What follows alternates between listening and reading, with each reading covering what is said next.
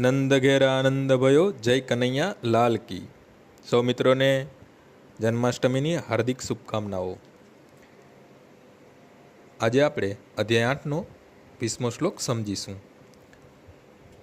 પરસ્ત સ્માતુ ભાવન્યો વ્યક્તો વ્યક્ત સનાતન યહ સ સર્વેષુ ભૂતેષુ નશ્યસ્તુ ન વિનશ્યતિ. આ સિવાય એક અન્ય અવ્યક્ત પ્રકૃતિ છે જે શાશ્વત છે અને આ વ્યક્ત તથા અવ્યક્ત પદાર્થથી પર છે. તે સર્વોપરી અને કદાપી નષ્ટ ન થનારી છે. જ્યારે આ જગતમાંનું બધું જ નાશ પામે છે ત્યારે પણ તે ભાગ તેમનો તેમ રહે છે.